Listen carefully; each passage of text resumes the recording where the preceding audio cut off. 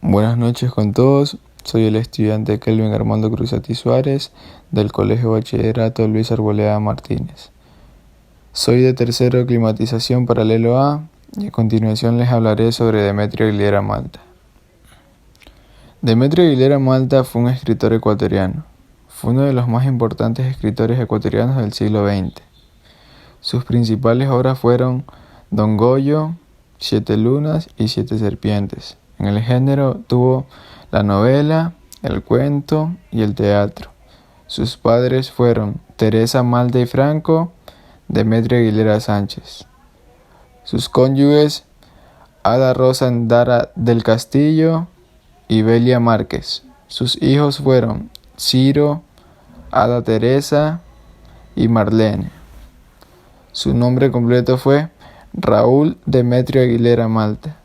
Demetrio Aguilera Malta nació el 24 de mayo de 1909 en Guayaquil, Ecuador.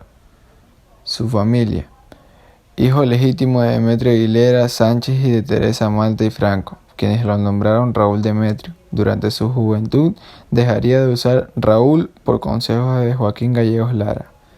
En sus estudios, cursó secundaria en el Colegio Vicente Rocafuerte, graduándose de bachiller en 1929. Más tarde estudió jurisprudencia, sin embargo, abandonó la carrera en 1931. Continuó sus estudios en literatura en Madrid, España, gracias a una beca del Ministerio de Educación del Ecuador. Escritor. En 1930 se dio a conocer como escritor con la colección de cuentos Los que se van. Formó parte del grupo Guayaquil que integraban, entre otros, Gil Gilbert. Sus obras. En España le sorprendió la guerra civil y se unió al ejército republicano como reportero. Escribió Madrid, reportaje novelado de una retaguardia heroica, 1937. En 1970 escribió Siete Lunas y Siete Serpientes, donde apareció su temática de tipo social en favor de los pobres.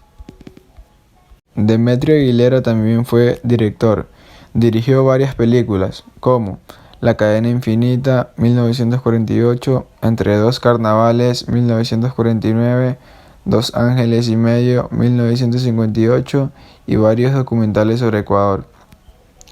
Hijos. Fue padre de 3 hijos, Ciro, Ada Teresa y Marlene. Muerte. Demetrio Aguilera Malta falleció el 28 de diciembre de 1981 en México.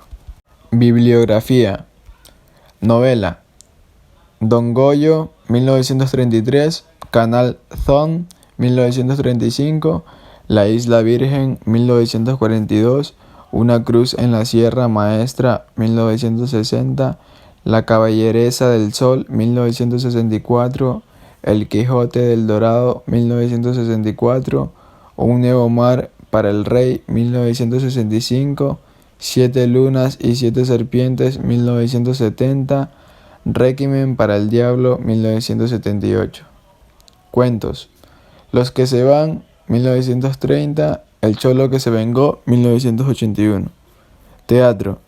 España Leal, 1938,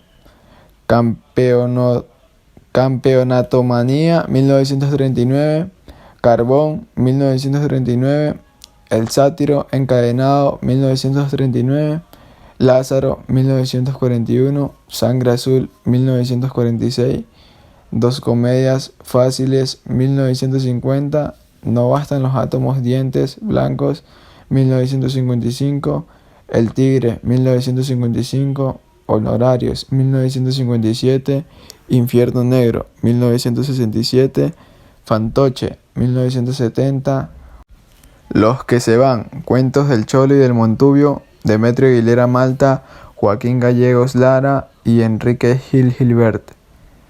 En 1930, 3 jóvenes nacidos en Guayaquil sorprendieron a los lectores nacionales y extranjeros con la publicación de 34 relatos breves, en lo que se perfilaba con crudeza la vida del campesino costeño del Ecuador. Los autores eran Demetrio Aguilera Malta, Joaquín Gallegos Lara y Enrique Gil Gilbert, quienes con José de la Cuadra y Alfredo Pareja Díez Canseco conformarían en esa sola década el denominado Grupo de Guayaquil, de larga y prolífica presencia en las letras ecuatorianas.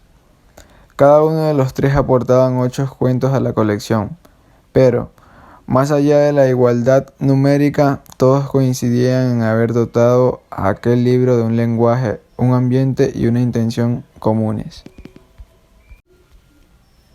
Como ellos mismos afirmaron en las primeras páginas de su obra, esta tiene 3 autores, no tiene 3 partes, es una sola cosa. Pretende que unida sea la obra como unido fue el sueño que le creó. Ha nacido de la marcha fraterna de nuestros 3 espíritus. Este sueño compartido está inspirado en los cholos, en los montuyos y en los negros, habitantes de la costa, que desde entonces dejarían de presentársenos como curiosos elementos del paisaje nativo para invadir el arte con su realidad violenta, sensual y marginada.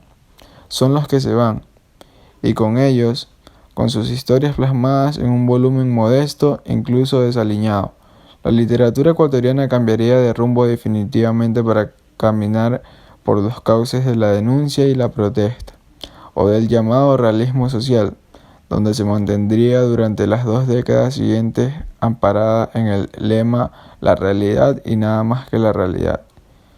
Pero como las aportaciones más valiosas adscritas a dicho corriente, los que se van, además de un rechazo más o menos explícito del sistema socioeconómico imperante, supone una cala en las raíces de la identidad nacional, un asalto de "él habla" popular el terreno literario y una apreciación honesta del vivir de una buena parte, siempre descuidada, de la población del Ecuador. Naturalmente, Los que se van no nació desvinculado de los procesos políticos y culturales que habían marcado al Ecuador en los últimos años.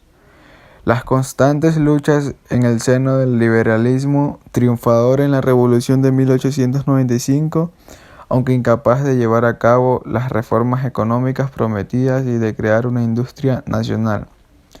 La temprana alianza del gobierno con los terratenientes y la creación de una fuerte oligarquía bancaria, guardiana de los intereses extranjeros en el país, en su incapacidad para redimir a las clases populares que habían combatido en sus filas y para ofrecer un lugar a las capas medias, cuya educación había favorecido en una sociedad aún rígidamente estratificada. No tardaron en provocar un clima de acusado malestar social tanto en la región serrana como en la costeña.